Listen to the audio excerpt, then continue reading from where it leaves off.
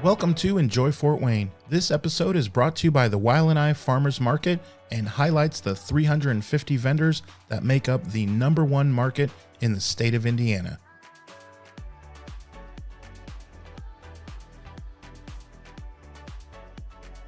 So my name is Marie Heimann and my shop is Fawnly, like a baby deer with an L-Y at the end.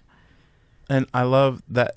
How many times do you tell that story? Because the first time I asked you, I was struggling with asking how to spell it or whatever, and you just went into that right away. A lot of times people think I'm saying family. Like you have a speech impediment or something? Yeah, it's like they've never heard that word before, so I get that I have to clarify. Yeah. And it actually, I mean, it is inspired by baby deer, so I like to emphasize that. Okay, well, I guess before we start anything, let's just get into that story, right? Okay. You might as well. Yeah, that really opens up the whole story. Okay, so, let's get into it. It's a good segue. Okay, so I was, I have 5 boys, but I was pregnant with my 3rd boy about 8 years ago, and I had this condition where I was itching all the time. And I thought it was this condition called cholestasis. So that puts the baby in danger around 37 weeks. You need to induce, otherwise there's a greater chance of losing your baby. And that gave me great anxiety. You think? And not only that, but it kind of felt like a crazy person because I couldn't stop itching anywhere on my body. It started with my palms and my feet, and then it was just like everywhere. So you would just be all like if I drove anywhere, I'd be trying to itch while I was driving, and it was like using the steering wheel to itch. Yes, and my hand has itched before, not at you that. had to do that before, but I've done that, and so I immediately thought of that, like, ooh, I know all the to always tricks do that? of how to itch when you are in a tricky situation. And I would go somewhere and I'd take my shoe off and I'd start itching. So it was like, and I had I had 3 kids under 3, so I had 2 tiny babies that I would take with me, and I'd be itching and it would be terrible. So I basically became like a hermit and stayed in my home all the time. Oh man. And I knew I needed to take up some kind of hobby. And I've always been a creative person, but I would never have described myself as an artist. Mm-hmm. But I began to do like hand lettering. It was like on Pinterest and YouTube, you could find tutorials. It was kind of blowing up a little more than it is now. It was like the height of it. And I just started to learn how to do it from watching these tutorials, and I would letter scripture or quotes from different books I was reading. And as I would letter, I was like meditating on the words as well, and I'd stopped itching. Wow. And same thing with painting. I'd never painted before, and I did watercolor. That's how I started. And I would just start to paint, and I started with flowers, and the same thing, I wouldn't itch. So it was just like, I say like my art is my prayer. That is what it became, because anytime I would paint or do any form of art, it was like I was letting it all go, and I was surrendering, and I just didn't itch anymore. So all of that anxiety would go away. So then I was like, okay, I just got to do this all the time. Well, that's the podcast. Thanks for, geez, where do we go from there? Yeah. That's amazing. Yeah, that's how it started. Wow. Okay, so now we can rewind a little bit. So, because normally we kind of get to know you a little bit more, where you're from originally and things like that. But with the spelling of having to spell it and explain it, I wanted to get in that story right away. Yeah. Which I'm glad. That's amazing. Yeah. But let's rewind now. So Okay. Are you originally from Fort Wayne? I'm from Michigan. Okay. Southwest Michigan. And yeah, my husband is from Decatur, Indiana. Okay. So we met in Ohio. Of course. He's from Indiana. You're from Michigan. Of course you'd meet in Ohio. That's the way it works. That's exactly how it works. State law. If you're going to get married, you got to... Okay. Yeah, so we met at a tiny little Catholic college in Steubenville, Ohio. Okay. Franciscan University. Okay. Yeah. And then you moved to Fort Wayne area. Yes. Yeah. Well, first we went back to Michigan. we started dating in college, but then we actually broke up twice, and then we eventually got married, and then we moved to Indiana. So we have a wild story too, but that's for another time. Yeah, gotcha. Okay. Yeah. So you found your way to Indiana. Yeah. And we know the story now of kind of how everything started. Let me ask you this. At what point after the baby was born then, because this was in pregnancy, right? Mm-hmm. So the baby's born now at this point, and you've realized, okay, this is more than just a medicinal thing. This is something I need to continue doing. Is that right? Yeah. So actually, I'm realizing now I didn't even explain where Fawnly came from. So I can kind of move into that. But so baby was born. I continued to itch for a few weeks. And so I continued to paint. And honestly, like I just grew more and more in love with doing it, with painting and lettering. And I would just like wear him on me, and I would paint while I was like wearing him. And I, to this day, he's my most creative child. So that's kind of awesome. He like caught the bug while he was like close to me. Yeah. And I started giving away my art to people, and they kind of, I think it was mostly my family, and I think that they were just being really kind and telling me it was good, but it kept me going. So I'm very grateful for that. Sure. But I would like just make it for them, and they all responded really well to it. And so I felt like, okay, maybe I need to like make this into something and start a shop. And so the name came to me very organically and very naturally, and it just felt right because there's this psalm in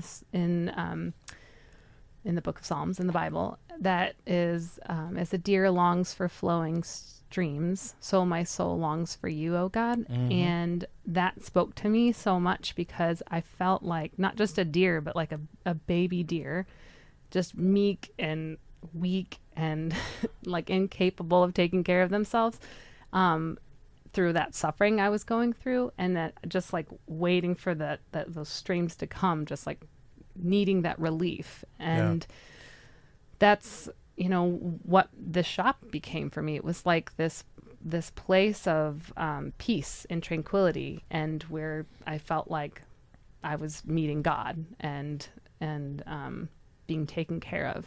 And through that, and sharing, my art with other people, I really felt like he was meeting them too through it. Yeah. Wow.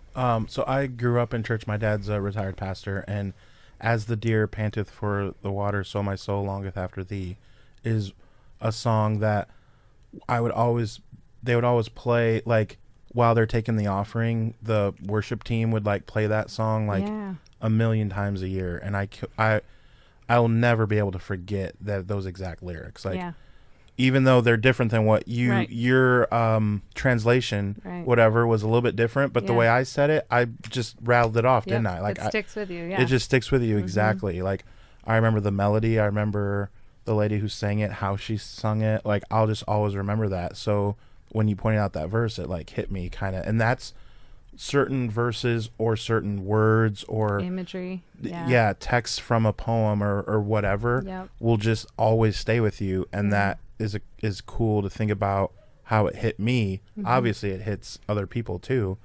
And so that's a really cool story. That's awesome.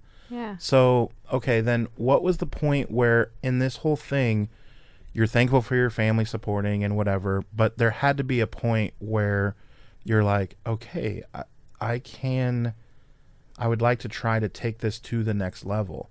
Was there one thing that you can pinpoint and say, yeah, I remember thinking it was like this, or just all of a sudden were you just in it and realized, wow, I'm doing it? Yeah, I would say most things in my life happen very organically, and it's like I kind of just dive headfirst into them, not realizing like what I'm getting myself into. I've gotten myself into some very precarious situations. Maybe better that way, because had you known, you would have jumped. I don't think I would have. And even though you have some scars, it's still worth it though, right? 100%, yeah. So then I was going to ask you then about the idea of starting a business, starting this project and having it, make a little bit of money.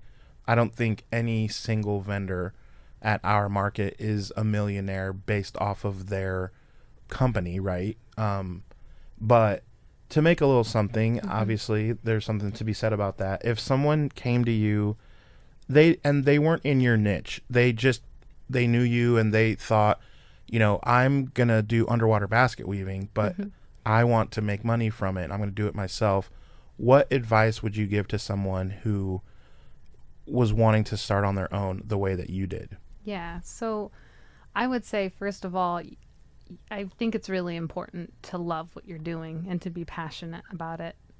Because when you're doing something just to make money or to, I don't know, for like the attention or whatever the other motivation would be, I feel like it becomes, it's work. It's joyless. And I would say the driving force in my shop is that I am so passionate about it. And I think that's the only reason why people respond so well to my work, is because so much of my heart and soul is in it. And I feel that way about all the shops that the market, and so I feel like if you feel really passionate about what you're doing and you feel like it will add value to the world, then that's where I would start, is to be passionate about it. And then secondly, don't, like I did this kind of on accident because it's just the way I'm wired, but to not think about down the road, like too far. I mean, it's good to be prepared. It's good to have all your ducks in a row, but also it's okay and to have goals. Not, and to have goals, I would think it's goals. Okay, but you can't get bogged down. No, and I would, you can only prepare so much. My sister just launched her own business, and she was kind of like initially inspired by me just kind of taking that leap of faith. And she's a planner, and she just prepared and planned every single little detail. And I was like, all right, when are you going to start? And she was just like, I know, I gotta jump. And she did, and she's doing so well. But I just feel like whether you are prepared or not, like people ask me all the time, how'd you get your Etsy started? Because that's where I started before I even did markets. And I just say, like, I just I figured out, I Googled how to make a listing, and I listed something and someone bought something. And then social media as well. So I'd say get on social media, promote your work. You don't have to brag about yourself. Just show your work and let it speak for itself. Right. Whatever it is. I like the idea of there's that happy medium of like planning, because if you fail to plan, then you should plan to fail. Mm-hmm. But you can only do that so much, because you're always just going to be on the diving board, just inching, and then you're stuck if you don't actually jump. Yeah. So I like the idea of, okay, at some point you do have to jump, even if you don't have all your ducks in a row. Right. They'll never be in a row. No, they won't. Not all of them. So just get a few that you need, and just know that you'll take some nicks and cuts, but it'll be worth it. And so that's pretty cool that your sister can always look to you as knowing that, oh, you were the motivation. Like, that's kind of cool. It's super cool for me, because she was always my motivation. So the fact that I could give back to her in some tiny way was really special to me. Very cool. Yeah. So there's one more thing. Can I share one more thing about what you said? You can share 10 more things. Okay. I just feel like that messing up and failing is like, it's a part of the gig, and it's really important. I think it's like not just, it'll be okay, like you'll get past. It's so important to getting better as a business owner and as an artist, as an anything. Like those failures teach us things, and we get better.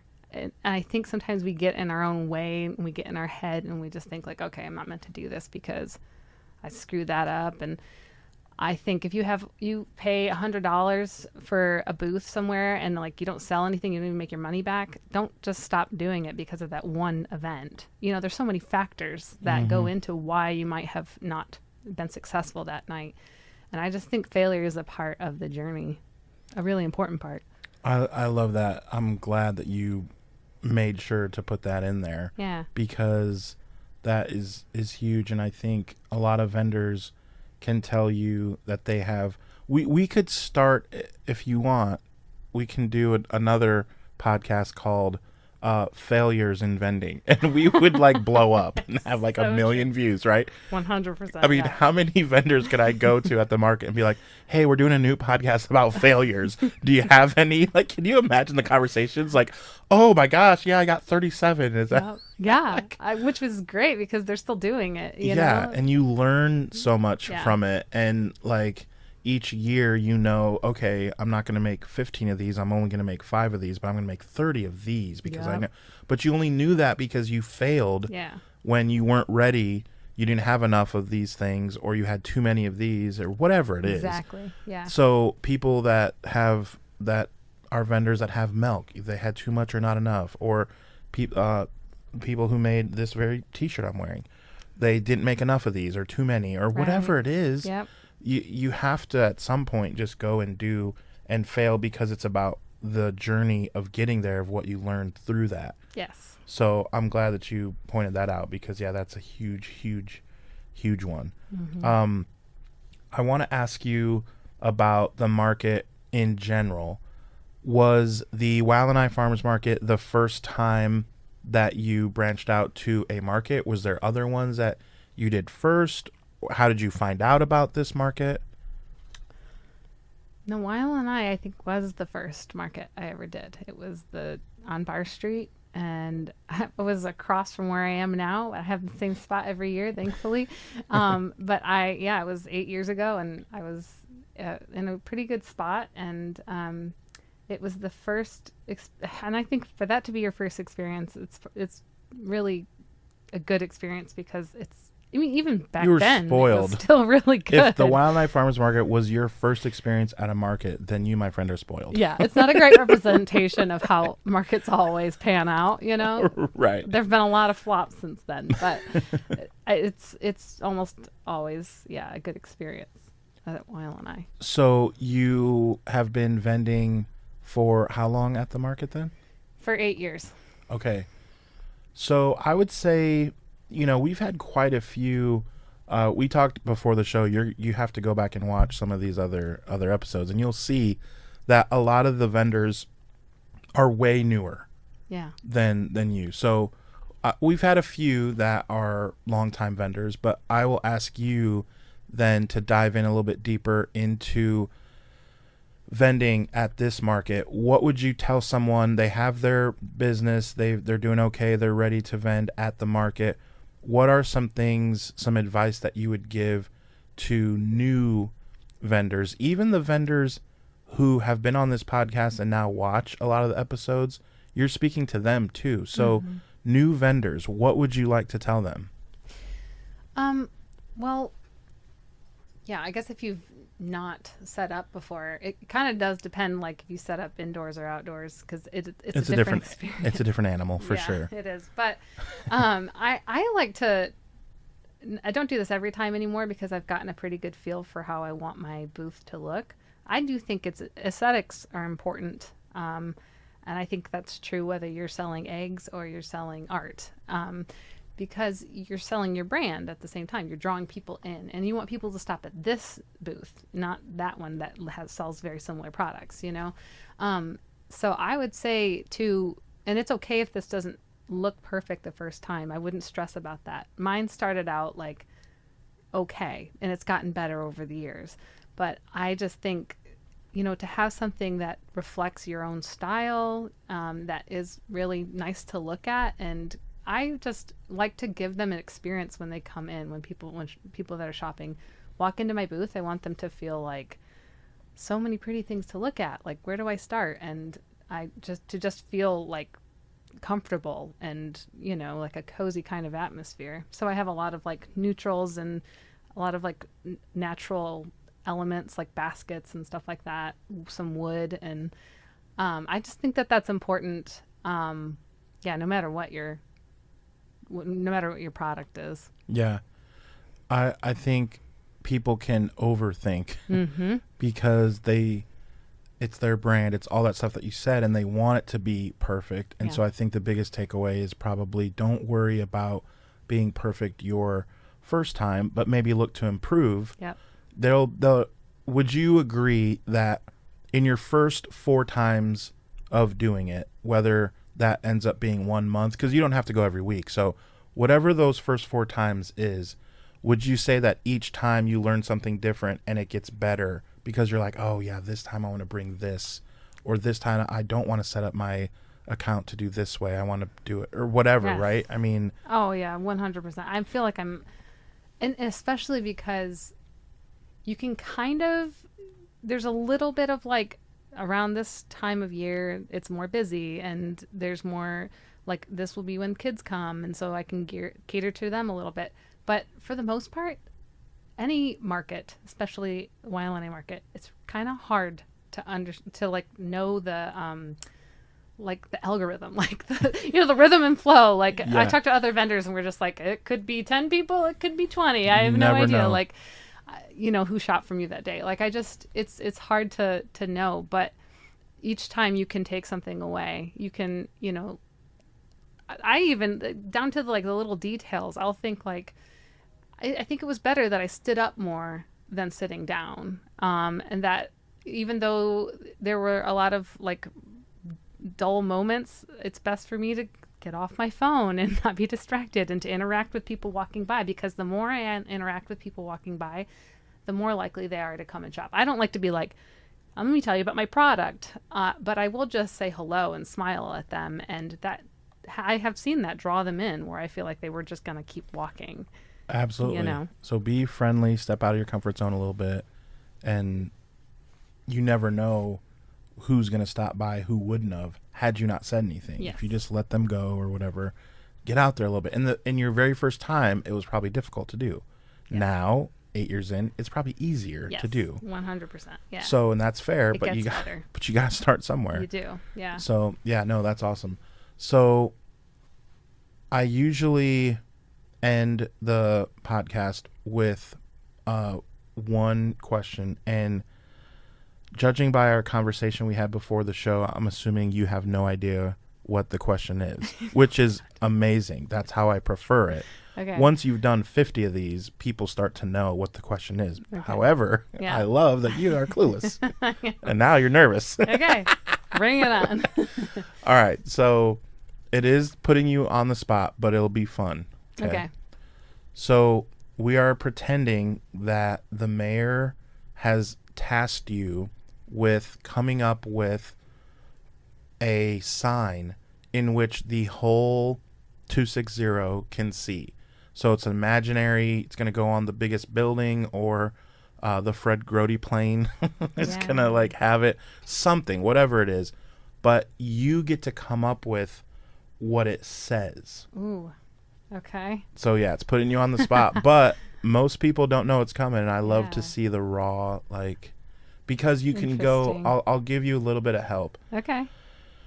You can go one of two ways. One, you can go, hey, this could be a big marketing thing for you for the business, because if everyone's going to see it. Yeah. Or you can just go, I just want to show love to people, and it'll just be a personal message that has nothing necessarily to do with the business, but it's more just like your personal, almost like a personal mantra or personal feeling that you would like everyone to see.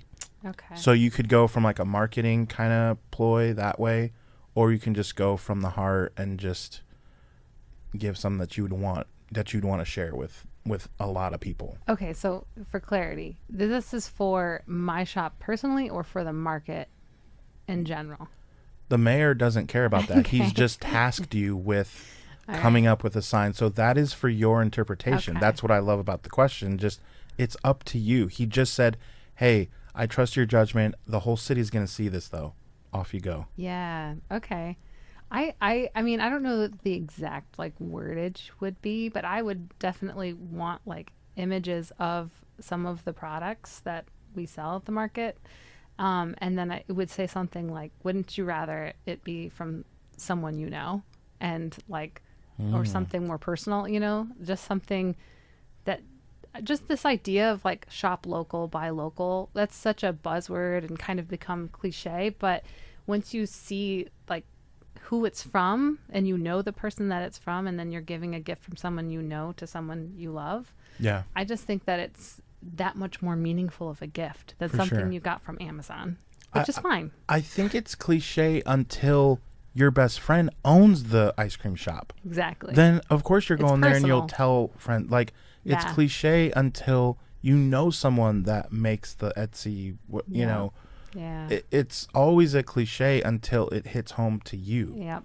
So I think that's huge. And in a city like Fort Wayne, it's very easy to be connected. This city just finds a way where you know this person or this person. Oh yeah, they're at the farmers market. Oh yeah, I know them. Yeah. How that's not that weird of a story, right? That happens all the All time, the time, I'm right. sure. Yeah. Where you meet someone and you didn't realize that your husband used to work with them. Yep. And you're like, what? exactly. Yeah. Right? Yeah. So in Fort Wayne, it's conducive to that. Yeah. For as many people, how many people live here, you wouldn't assume that it's like that. Right. And it just is. And so to buy local, yeah, it's the cliche, but it's so easy to be affected in a positive way from it. 100%. And you hear so often in like news and media, like documentaries, how important it is to know like where your food came from, where, you know, and just to know like the person who poured this candle and picked out the scents for this candle and the person who like literally harvested this from their own garden. It's just, it's so, like literally organic, but it's so organic. It's so personal and intimate. And I just feel like there's no greater way to show someone you love them than to connect them to a greater community. That's huge. Yeah, I love that. And again, in this city, you can do it Yeah. easier than in a lot of other places. Yeah. So let's take advantage of it. Speaking of taking advantage, let's take advantage of your social medias. So will you tell just where we can find you and all that? Okay. So my website is fawnly.com. So FAWNLY.com. Okay. It'll take you to my Etsy. And then I'm on Instagram at Fawnly Prints. Not like the singer, but like PRINTS. Yeah, throw that in there. Yes. Yeah. Yes. Because I started out just doing art prints, but I do blankets and stuff now. So, Yeah. and then on Facebook, it's the same. It's just that / or whatever it is. Fawnly Prints. Yep. Okay. Awesome. So, we are winding down the winter market, but you plan on being Yep. the summer, right? Every Saturday. And every Saturday, remember, 9 a.m. to 1 p.m. at the Wildlife Farmers Market. Thanks for being on today. Yeah. Thank you for having me. This podcast is brought to you by Coraggio Media. The show is edited by me and sponsored by the Wildlife Farmers Market.